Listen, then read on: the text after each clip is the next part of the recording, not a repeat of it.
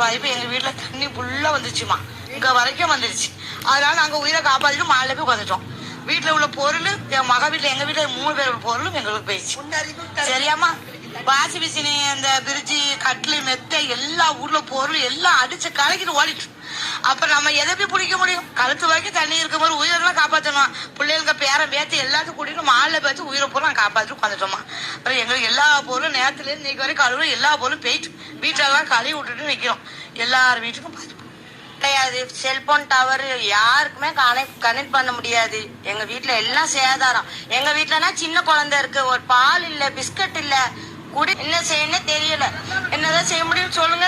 இந்த தண்ணி எடுத்துதான் இப்ப வீட்டை சுத்தம் பண்ணிருக்கோம். நாங்க சுத்தம் பண்ணிருக்கோம்.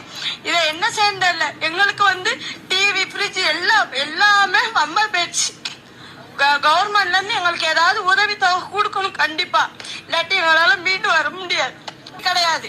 கரண்ட் முக்கியம், அத்தியாவசியம். பிள்ளைகள் சின்ன சின்ன பிள்ளை அதிகமா இருக்கு எங்க தெருவுல. பால் கிடையாது. பிள்ளைல பால் கேட்டு அழுது எங்க போக முடியும் சொல்லுங்க பாப்போம். தண்ணி எங்க வீட்டுல இருக்க முடியாது. நாங்க இன்னொருத்தவங்க வீட்டுல தான் இருந்தோம். இப்பதான் வீட்டை கழுவி விட்டு இருக்கோம். அது இந்த கழிவு தண்ணி எடுத்துதான் கழிவு இருக்கோம். நாங்க அது கூட வேற வீட்டை தான் படுக்க போறோம். எங்க வீட்டுல படுக்க முடியாது. ஏன்னா இந்த தண்ணி எடுத்தனால துர்நாத்து அடிக்குது வீடு. பாவமா இருக்கு. பாலுக்கு அழுவுது. இருந்த பாலை காய்ச்சி கொஞ்சம் கொஞ்சமா கொடுத்து அந்த பிள்ளைக்கு இது பண்ணோம். இப்படி இவ்வளவு தண்ணி எங்க வீட்டுல கழுத்தளவு தண்ணி. இங்க நாங்க எங்க மாமன் வீட்டுக்கு அங்க போய் இருந்தோம். வேற என்ன செய்ய, எல்லா ஜாமானும் அம்பா போயிட்டு.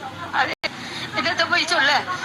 இவங்க ஏதாவது உதவி, ஒரு சாப்பாடு உதவி இருந்தா கூட போகணும் மக்களுக்கு. 29 வருஷம் ஆயிட்டு இந்த ஊருக்கு ஒரு காலமும் தண்ணி வந்தது இல்ல. வெள்ளம்